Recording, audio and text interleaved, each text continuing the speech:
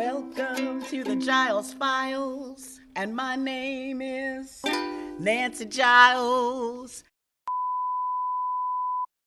I don't want to gloss over the fact that you were VH1's first VH1 is like the older sibling to MTV, right, but we're both under the same corporate umbrella. We would play the black artists that MTV wouldn't. Right. Tracy Chapman, prime example. Fast Card. We'll take it. Look what happened. You ought to hear good MTV story. Of course. Oh my God, yeah. So I keep hearing a guy at the video machine, and he kept stopping and rewinding and stopping and rewinding and stopping and rewinding. And I wondered, what are you doing? And it was before the premiere of a new Madonna video. I think it may have been like a prayer. And I said, what? He said, well, the executives are really concerned about the video. And I said, why? Because in the video, she goes into church and there is a statue of like a black saint. Black Jesus. Right. And it's like, they're concerned that her lips touch the feet of a black Jesus. And I said, but it's a statue. He said, yeah, but they're concerned about it. And I said, but they're cool with the burning crosses in the background. Hello. Life is a mystery.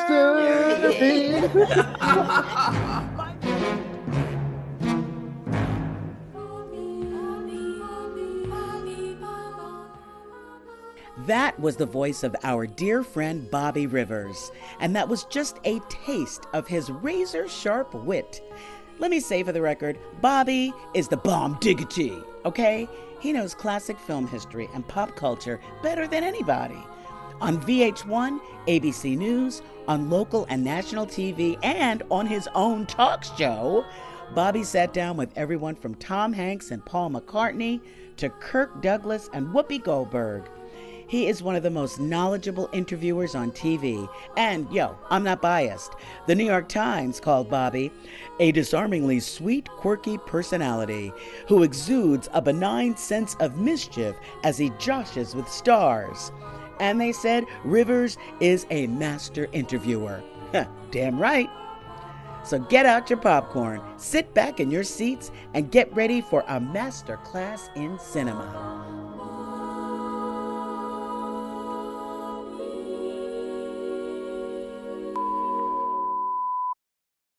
We should point out that in 1970, you were the first African-American contestant and first winner as a high school student on the show The Movie Game in Hollywood. God, love Talk that. us through that. Went to high school in Watts in the 60s after the riots put the community in the national headlines. So we always got the Los Angeles Times. There was an ad that said, movie buffs wanted, and this was in the classified ads, want people who know old movies for a game show and call this number. And at that time in high school, I was really trying to get mom and dad to take my love of film seriously and not just, he's a teenager who just wants to watch movies and not do his chores. Said, no, they were my passion. So I read the ad and I thought, I got to make this phone call. I got to get in and take that test. The tests were on a weekend, and my mother didn't have to work on weekends. She drove me out to take the test. So I go in this room, the only black person in the room, and the youngest black person in the room. And there was a written test. It was all movie trivia, multiple choice and write-in. I took the test. I gave it to the person in the room. She looked it over. She went over to another person, and they're talking about it. And said, okay, can you come to us in another room? Wow, I feel like Barney on Mission Impossible. They had a screen up, and they flashed stills up on the screen and would say, boom, what movie? A Star is Born, Judy Garland, James Mason. Who did the first version? Janet Gaynor or Frederick March? Boom, what movie? Mr. Smith Goes to Washington. Boom, who's the dancer? Eleanor Powell. Boom, who's this dancer? Ann Miller. She said, is your mom your parent and your brother? So these execs or whatever are talking to my mom, and then she would look over at me and she went, you got 100 on both tests. They want you on this show. This is Hollywood, and from the Samuel Goldwyn Studios, it's The Movie Game. And your movie game host, Mr. Sonny Fox. The show is called The Movie Game. It was on local Channel 9 in Los Angeles. It was a syndicated show. Well, they found this white guy a year older than I was, also in high school from Redondo Beach, and we'll have it, the two teens. So it was a show where you had celebrity teammates. He had David Jansen and Diane Cannon. I had Phyllis Diller and Hugh O'Brien. Oh, wow. My mom and my sister are at the taping. She was sitting behind an older couple, and the husband turned to his wife and said, "How does he know who Sonia Henney is?" And my mom turned to her, "I don't know. I'm his mother." And I had cleaned up in the area of Cole Porter musicals. So when it aired, all of West Hollywood went, "Fabulous, fabulous, fabulous, fabulous, fabulous." Okay, this is it, the contest to see which is our winner of the week for $1,000. They had a tiebreaker question. You know, who's the movie star we're talking about? And one of the clues was, he will soon be seen in a remake of Julius Caesar. I pressed a button and said, Charlton Heston. And I won. My mom's thrilled, and then she tried to flirt with you, O'Brien, and you were talking to Phyllis Diller. And so she said, "You got to call your dad and let him know that you won." So I'm telling Dad, and he said, "So how did you know that answer?" I said, "Well, I was reading the sports page of the sports section of the Los Angeles Times," and my dad went, "What?" I said, "It was Charlton Heston." No, you were reading the sports page?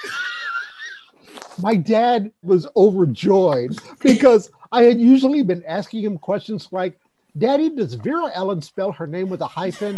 And he would just go, "Oh, Lord, help me, Jesus, oh, Lord." He was Like one day when my sister said, she said, "Daddy wanted to change his last name." "Why do you want to change the family's last name?" She said, "Not the family's, just his." Because I was in the garage. I had taken 7-Up bottle caps and put them on the bottoms of my sneakers. And I said, "Daddy, if I spin real fast with these bottle caps on my sneakers, I sound just like Ann Miller." Lord, help me, Jesus. You know, so I'm not like the Watts Riots. What'd you get? "I got a stereo." "What'd you get?" "I got a TV." "Rivers, what did you get?" "South Pacific, Carousel, Gigi, and 2 records said Judy at Carnegie Hall." Bobby, Bobby, Bobby, Bobby. If anyone had told me I'd be standing here on a line talking to Bobby Rivers, I would have said, "Okay, first of all, what has Bobby Rivers been putting in your water?" Will the success of the piano give more clout to getting more women directors in Hollywood? Hey, that's a great question. If Monica Lewinsky was a character you had created, and the current White House sex scandal was at the beginning of the book, how would you end Monica's story? Nobody would believe it. They would go, "Jackie Collins has gone too far." In Prisoner of Sex, you said that women are, at worst, low, sloppy beasts. Oh, thanks a lot, Bobby. I'm sorry, I had to do a little homework there. What are they at their best? If you were gay and single and won the Oscar and came out during your acceptance speech, how would that have affected your career? You know, I think that's a fascinating hypothesis. It would be amazing to see. Was Silence of the Lambs originally slated for you? Mm-hmm. Did you withdraw from that? Mm-hmm. Can I ask you why? I got nervous about that really evil triumphs. You are known as a master interviewer.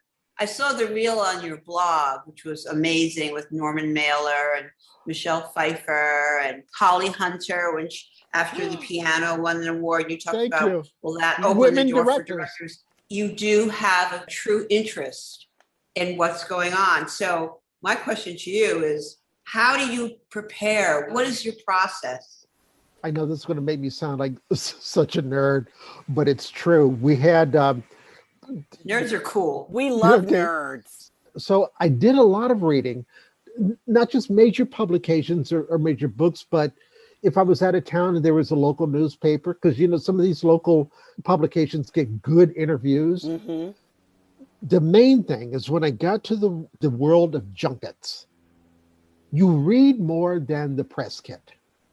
When I was a kid and I started loving the films, that I really embraced filmmaking, actors, and film preservation, I just read everything, because that helped me as an interviewer. And especially if I went out of town, local newspapers, papers that may not be famous, but you can find something in that. In fact, here's an example. There was a show called PM Magazine, and that's where I started my TV career. So I got the assignment to go on the movie junket in San Antonio, Texas, for Best Little Whorehouse in Texas. Oh, wow. Okay. So while I'm there, you know, I just picked up one of the free newspapers, and one of their columnists had gotten a short interview with Dolly Parton. And she said, yeah, I'd like to do a movie with Bette Midler where we're talking about it. Now, I hadn't heard about that anyplace. So I asked her about that, and she confirmed it, and it became, my piece went national because, oh my God, you know, Dolly Parton, Bette Midler, bosoms for days. Just to think about that. But it said you just have to, you keep reading, you do your homework. And I think today, when I see reporters do some celebrity interviews, they consider themselves to be as much a celebrity as a celebrity. And some of the questions are like, did you even think about this? You know, did you do any kind of homework? You could let me make love to you. Make love, did you say? Yes. What do you mean? You don't even know my psychocardiogram. Eh? Well, on Earth, for centuries, people haven't made love unless their psychocardiogram readings were in perfect confluence. I know nothing of that. You asked me what you can do for me, and I told you. Well, all right. But I don't see what good it will do. What would you ask Jane Fonda after Barbarella? If she was promoting the film? Yeah. If she was pleased with the sexuality that she had to portray as Barbarella, because the character was censored in some French publications. And you think the French censored a sexual image? That must have been deep. She made that right on the brink before she embraced feminism. And there is a scene in Barbarella at the beginning of the movie where she's supposed to be writhing as if she's in orgasm. She said this in an interview just this year. When Roger Vadim, the director, had her do that, she said she was drunk on the day of shooting. Then they had to do retakes, and she said, so when you see the complete scene, I'm drunk and hungover. So, you won't do it? Well, if you simply must insist, I guess so. The winner is Diane Keaton and Annie Hall. It's simply terrific. Naturally, I'm very honored to have been nominated with actresses like Jane Fonda and Shirley MacLaine and Anne Bancroft and Marsha Mason. This is something. Anyway, Annie Hall was a wonderful experience for me, and I just would like to say thanks to Woody and thank you. Thank you very much. Thank you. What would you ask Diane Keaton? I kind of love her. Oh, Diane Keaton. Greatest. If she had not stayed in acting, what profession would she have chosen for herself? She's a good artist, and she's got this eye for different graphics and putting them together. Her whole dining room, I think, has words on the wall. She has a lot of signs and words in her house. And I would like to ask her, how does she feel about the way the Oscars are presented today? And is it more about marketing than the art? Because when she won the Oscar, she got in her Volkswagen and drove to the ceremony. I love that so much. And parked, and then went up and sat down in the seat. Now you have to go through this procession of the red carpet and, you know. driving a tad rapidly. Yeah, don't worry, I'm a very good driver. I'm good. Oh my God, look, there's a parking space. That's okay. We can walk to the curb from here. What would you ask Woody Allen these days, Bobby? You know, I'll set the stage by saying I worked with him twice, and he was great, and his crew is devoted and diverse. They were two of the best film sets I've ever been on in my life. But there's this controversy about what he may or may not have done with his stepdaughter Dylan, and a lot of actors have come out and said they wish they hadn't worked for him. And I would ask him if he would go back to the 70s, and when he was making Annie Hall and Manhattan, if he would show a more racially diverse New York City. Excellent films, but you sit there and go, damn. Yeah, that's true. I lived there, and where the black folks at? Well, I was in a couple, but not back then. You're right. I don't know if this was pre you, Nancy, but the one where the woman had a role, she was a prostitute, deconstructing Harry. He had a big part. Deconstructing Harry. There's a black maid in Hannah. That black maid is like basically says thank you. Working on Thanksgiving. Yeah, working every single Thanksgiving. The other thing in Hannah and Her Sisters, in a very crucial role, when Woody Allen first finds out he might be sick and he's walking along Central Park West, a black guy bumps into him in a substantial way. So I'm just throwing that in. You know, if you go back and look at some of his movies in the 60s, like they were more racial. They were Sleeper. And Sleeper. There's more diversity there. And then there's this weird period. And then, you know, but those are great questions. Okay. I have a Twitter buddy who's in Argentina and saw the Woody Allen movie Rainy Day in New York City, which he saw it about 2 years ago. I don't think it's ever opened here in the States. I've never seen that. Yeah, and in fact, he's working on a new movie with Wallace Shawn that will only open in Europe. It's only open in Europe. Right. Yeah. It's completed. Is that movie, A Rainy Day in New York City, or is it a different movie? No, Timothy, what's like the skinny kid's name? Timothy Chalamet. Oh, Chalamet. Yeah. He's in it. But since then, Timothée Chalamet has said, I'm sorry that I worked with him. He's been another one of the people who's been like, you know. You know, you joke with him about me, you make fun of me, but I'm prepared for anything, an emergency, a tidal wave, an earthquake.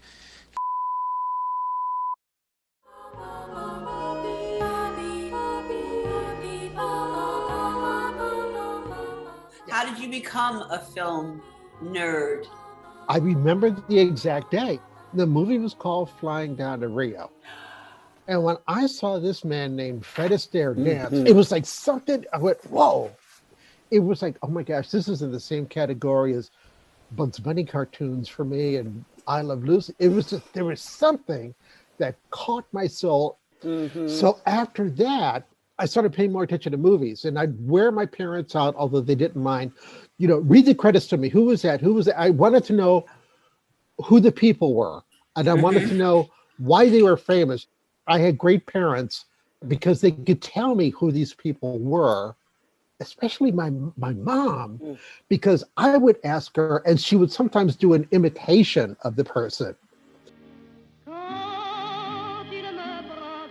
Who was that woman? Her name was Edith Piaf. And my mother would do an imitation of Edith Piaf. And for me, going to the drive-in movies was always like Christmas Day.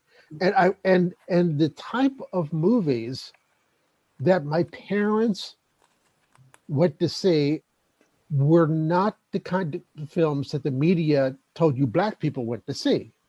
To this day, I've never heard people other than my parents talk about Spartacus as a civil rights era movie. When just one man says, no, I won't, Rome begins to fear. And we were tens of thousands who said no. That was the wonder of it. To have seen slaves lift their heads from the dust. See them rise from their knees. Stand tall. Of course, we went to see anything that starred Sidney Poitier. My dad, who was kind of like a reserved World War II veteran who got our home on the GI loan, he became like a teen fangirl whenever he saw a movie by David Lean. You know, Bridge on the River Kwai. He loved. Mom and Dad would see anything that was based on the work of Tennessee Williams because we're a Black Catholic family and the church told us you can't see the work of Tennessee Williams. So, okay, we're going. Suddenly last summer, Cat on a Hot Tin Roof. You know what I feel like? I feel all the time like a cat on a hot tin roof. Then jump off the roof, Maggie, jump off it. Now, cats jump off roofs and they land uninjured. Do it, jump. Jump where? Into what? Take a lover. I don't deserve that. I can't see any man but you.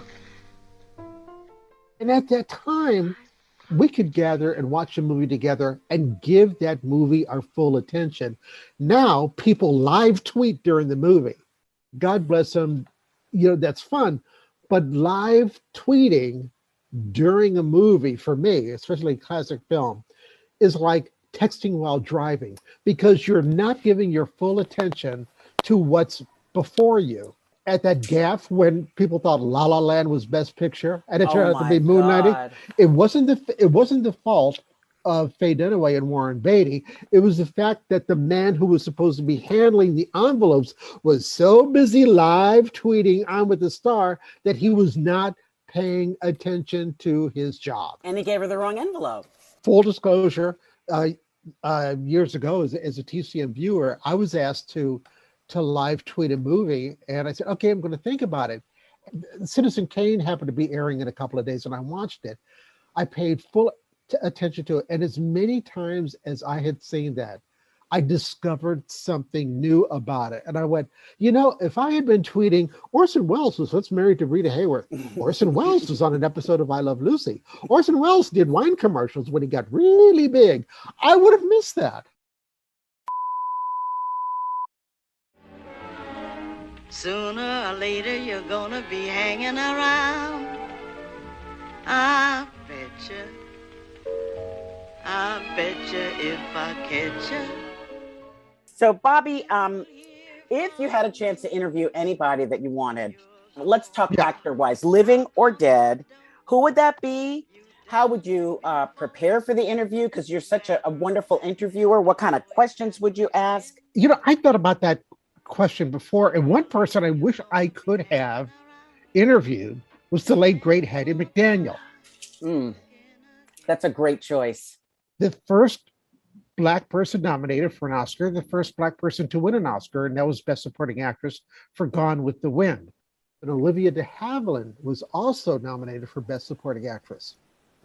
So there is a staircase scene in a very sad section of the movie, and I went, okay, this is what secured the Oscar for Hattie, because Hattie as Mammy is telling what has happened to Melanie, Miss Melanie, Olivia de Havilland, and they're walking up that grand staircase. No, Mammy, no. I ain't never seen no man, black or white, sit store on any child. When Dr. Meade say her neck broke, Mr. Red grabbed his gun and run out there and shoot that poor pony. And for a minute, I think he going to shoot himself.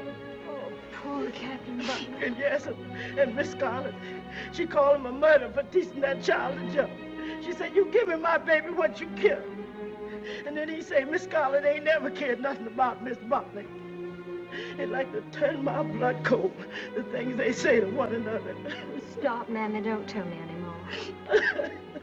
Hattie has to be so full of emotion, and she has to deliver all this dialogue while the two actresses walk upstairs. Now, they can't be on the same level for the camera angle because one would block the other. So one has to be a little ahead of the other, and as they walk, they still have to hit certain marks and stop for dialogue. And it's such a heavy monologue. And I killed you tomorrow. Do you think I'm going to put my child in the dark when she's so scared of it? Oh, Mammy, he has lost his mind. Yes, that's the God's truth. He ain't going to let us bear that child. You got to help us, Miss Melanie. Oh, but I can, true. If you can't help us, who can? Mr. Red always said. And I often think, I look at it and I go, I wonder if Olivia wanted to break character and go, girl. Acting. You acting. Acting. A year or two after she's won the Oscar and made history, she is still being billed almost as if she's a bit player. And I would like to know, within the studio system, what were talks like that she had with executives, if she had any. And during the 40s, you see her dramatic strength, you see her musical comedy chops. Right. And ever since the 1930s, the Oscars love biopics. You think of how many actors have won an Oscar for playing a real life person. You know, from Spencer Tracy to Julia Roberts is Aaron Brockovich, Jamie Foxx is Ray Charles, Renee Zellweger is Judy Garland. Barbara Streisand is Fanny Brice. Right. Now there's Oscar buzz for Nicole Kidman as Lucille Ball. And so in the 40s, why couldn't Hattie McDaniel have played Ida B. Wells or Mary McLeod Bethune, who was a member of the Roosevelt administration, a great educator at that time and still alive? And why was she still being billed like a bit player and being treated by a bit player when she had all that talent? I've heard this in when they do vignettes on her on Turner Classic Movies, that Hattie apparently said, well, I'd rather play a maid than be one. And then I think like the Caucasian response is, well, she's spunky. She still endured a lot of discrimination. If you were on the red carpet and she was there and you had a shot at one question, what is the quality of scripts you've been receiving since you won the Oscar for Gone with the Wind? I wonder what the answer would have been, if it would have been more than the crickets, I'm assuming, because right. You're right when you say that after that movie, she did similar parts, but certainly her billing was never, the billing issue didn't come, and she didn't get that kind of respect. Man. And in 1942, the Male Animal, which is a satire, it's a comedy, that is still, I think, pretty relevant today. Henry Fonda's in it. But here's the cast. It's Olivia de Havilland, Henry Fonda, Joan Leslie, and Jack Carson, 4 people who were big stars with Warner Brothers in the early 40s, and Hattie McDaniel, who is the only Oscar winner at that time of that quintet. Right. And you look at her billing, and it's like, how far down is she? And it's like a bit part where she has to speak in that stereotypical Hollywood sound. She can't say, "Oh, I'll get the door." It's "I'll get the dough." I know. Right. Right. Oh my God. You're gonna knock on my door. You've done it before. Matter of factly, I don't know exactly when. But sooner or later, you're gonna be hanging around and want my cooking again. Following her is like following a circus. She does what she does to shake the sexual chains off our brains. So she says, we give her publicity and she gives us sex. That's the name of her new work. Thursday night I covered Madonna for 2 hours. It was a night to remember. You know, she's one of the finest actresses of our generation. Really? I didn't know that. Madonna told me that herself. Oh, really? Billy, who's more controversial, you or Madonna? Come on, be honest. I'm always more controversial because I don't give a... Thank you. Do you dress like that because you want to, or just to make your father mad? It's going to make my father real mad. Finally, 2 hours after we showed up, she showed up. Oh, my Lord! Madonna! Who made the outfit, baby? I think I had a premonition. If America comes out of its collective closet sexually, what does that do to your career? Vote for Clinton. Thank you and ciao, Madonna. Or should I say, auf Wiedersehen. Is that Lederhosen? I think you also mentioned another very famous, iconic actress. And Marilyn Monroe. Yes, and there's been so many interviews and so many books written about her with the same subject matter all the time. What would you have asked her? She was never asked how she approached her roles. so much has been written about it by famous people like Norman Mailer and Joyce Carol Oates. One thing that I noticed about actresses who talked about her or wrote about her, they all mentioned her warmth, her kindness, and the fact that she knew what she was doing when she was working. And Gentlemen Prefer Blondes, that is a feel-good movie for me. And here you have a showbiz hopeful who wants to marry a millionaire, and she's a showgirl. And she does that number, Diamonds Are a Girl's Best Friend, which is now, to use an overused word, iconic. And it was choreographed by this famous Broadway and film choreographer and dancer named Jack Cole. His choreography was brilliant. She said it was exhausting. It was very difficult because he would kind of go against the beat, but it was wonderful. And Monroe was not a trained dancer, but she nailed it. And George Chakiris was one of the backup dancers in it. And he said between takes, she wasn't getting all gussied up and going back to the dressing room. She kept rehearsing. But square cut or pear shape, these rocks don't lose their shape. Diamonds are a girl's best friend. Tiffany's, Cartier, Black Star, Ross, Gorham. Talk to me, Harry Winston, tell me all about it. Marilyn Monroe was usually asked questions that were kind of stemming from her love life and what's it like to be a sex symbol. She did 3 movies in 1 year. And I said this to somebody recently. I said, if Scarlett Johansson had done those same 3 movies, she would have been up for Best Actress. She starts off with one called Niagara, which is like film noir and Technicolor, where she's the cheating wife. Right. She's married to Joseph Cotton. But you like her. Yeah, but you like her. But you like her. He's got PTSD, and she's doomed, Well, what are you getting all dressed up for? I'm going to pick up the bus tickets. Pick up the bus tickets? We'll buy them when we get to the terminal. I'm not going to stand all the way to Chicago. I want reservations. Well, there are no reservations.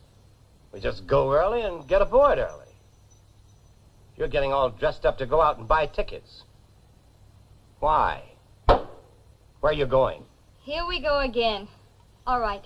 I'm not going to the bus station. Does that make you feel any better? You smell like a dime store. I know what that means. Sure. I'm meeting somebody. Just anybody handy, as long as he's a man. How about the ticket seller himself? I could grab him on my way out. Or one of the kids with a phonograph. Anybody suits me. Take your pick. Okay, so I don't know this guy. This guy you sing to, hum to. Build your Maxwell. I'll be back. Then she goes from that to Gentlemen Prefer Blondes, which she had brilliant comedy timing, which she shows in that. And she's the blonde who wants to marry a millionaire. Right. More than that, she's the loyal friend. And when you really look at it, she follows that up with How to Marry a Millionaire, which shows that she had a knack for physical comedy. Oh my God. I will sit through that movie when there's a scene where they're all in the ladies' room. She can't see without her glasses.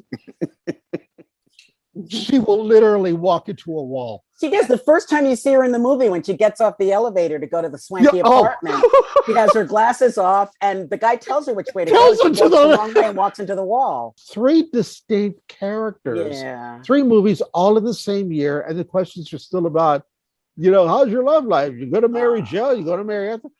Misfits, Misfits, when they're attacking the horses and she says, stop it. And she does that scream and collapses. That's, who's the South African who won an Oscar for Monsters?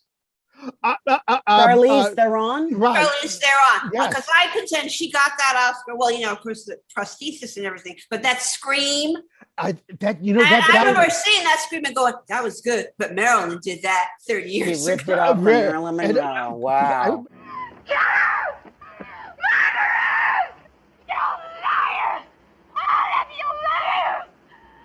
You're only happy when you can see something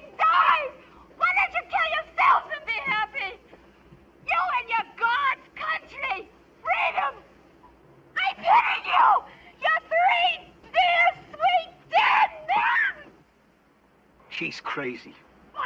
They're all crazy. Oh my God, the strength of that scene where she's far away.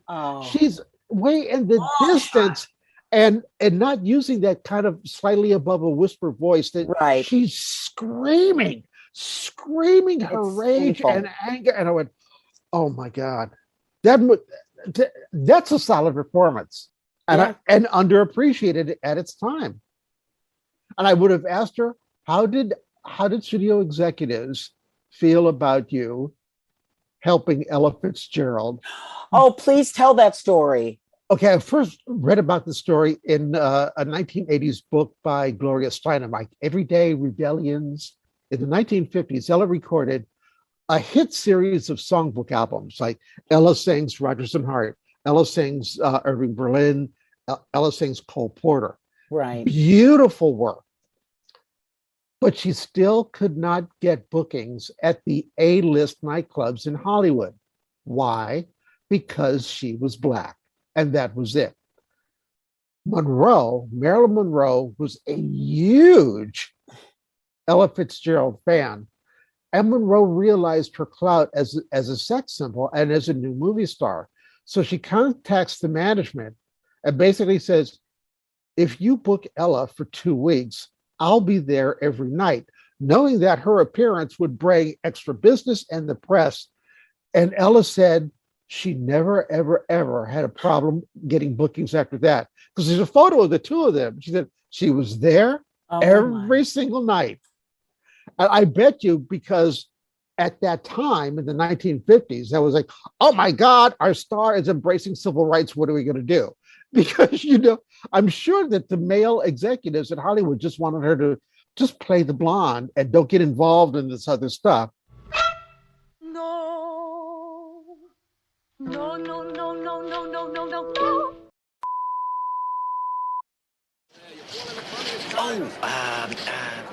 You don't know who I am, do you? Yeah, I was in a dance in Brooklyn this summer. In the mountains, right? It was a dance in the mountains. What do you mean I don't remember? It doesn't matter. My name's Angela. Can I talk to you a minute? I'm on my lunch hour. I've only got a minute. Sure, honey. I'm gonna have a baby. Congratulations. But don't worry. I'm not gonna cause you any trouble. All I want from you is a doctor. An address, My favorite Natalie Wood movie, Love with the Proper Stranger. That's my favorite, and that's Nancy's favorite. Oh my God. Of all time. Of all time. Man, I would love to be on the air talk about that, because as a Catholic, when I got older and watched it, it meant even more because of the big scene when you realize, oh, this doctor. Come on, hurry up. Get undressed. And that being Catholic, where you're not supposed to have sexual relations before marriage, and you're not supposed to enjoy it. And it wasn't like she was easy. She was lonely. They were two lonely people who came together.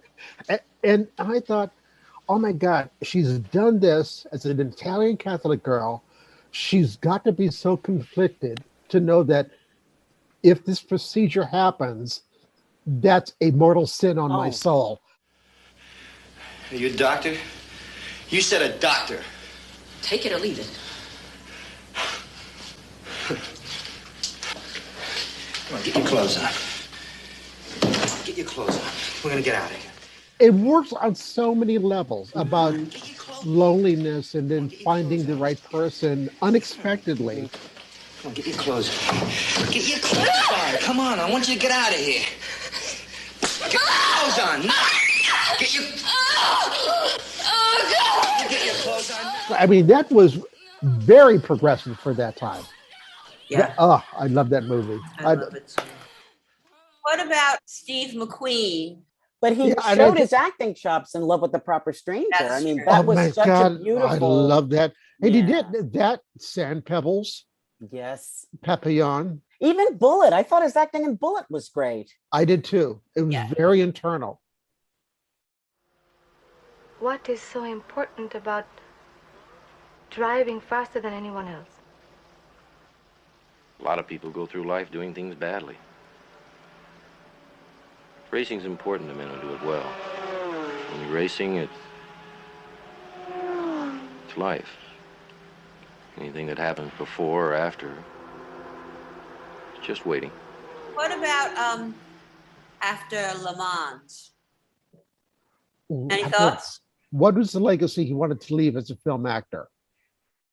He was so popular as a man who can get behind the wheel, and he was built for speed. What about his acting? Can you give us a little bit of like who we should be looking out for, or shows that you think are going to be big, or movies, or people? Any? Yeah, you know what? One director predictions? I say keep an eye on is Dee Reese.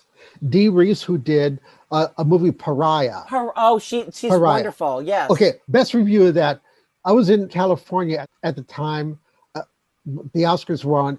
Meryl Streep had won her Oscar for the Iron Lady, and a local reporter asked her about women in film, and she said, "You know what? We had so many good actresses who gave performances." She said, "Kim Wayans should have been in the Best Actress category for Pariah."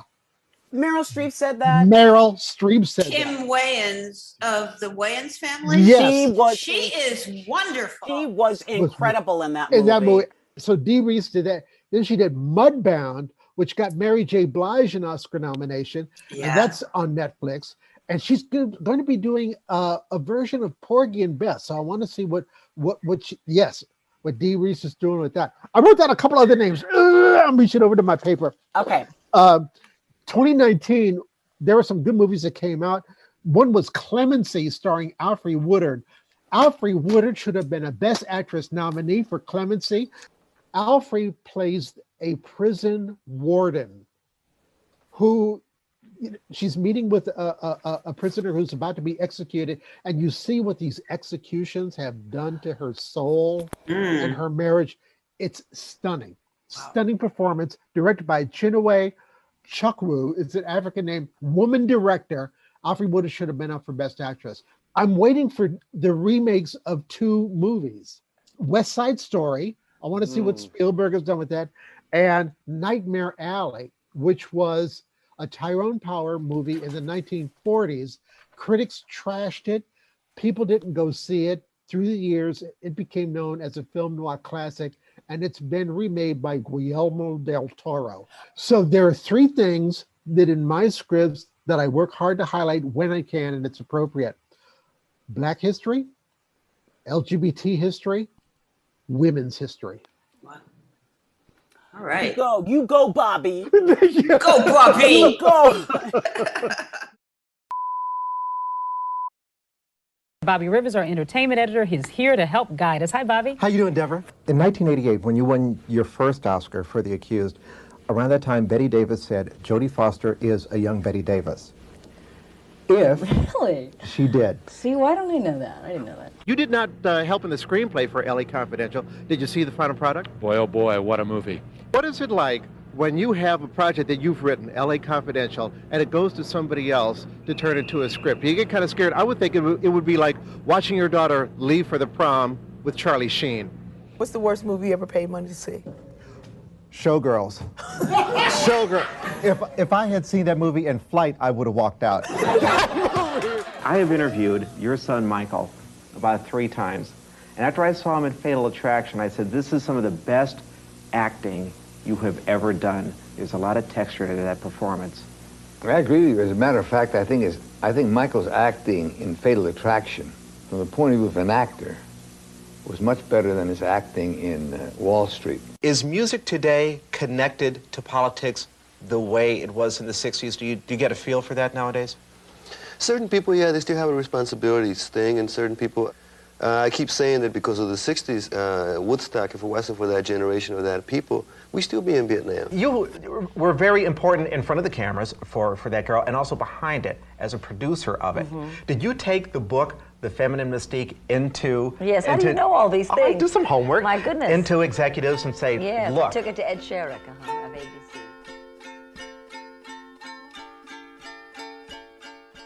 Well, that's our show. Thanks to the phenomenal film and culture historian Bobby Rivers. Right now, Bobby's writing for Turner Classic Movies. Hey, listen, people, it's time to get our favorite film nerd back on the air. Go to our Instagram page at the Giles Files Pod and vote yes for Bobby on the air. The Giles Files was created by Nancy Giles and Nancy Wyatt, produced, directed, and edited by Nancy Wyatt, and recorded at our studios in Weehawken, New Jersey. You can listen to the Giles Files on iTunes or wherever you get your podcasts. Hey, be sure to download and subscribe and write us a review. We want to hear from you. We're taking a break for the holidays, but we'll be back on Thursday, January 6th with another boffo episode of the Giles Files. Okay?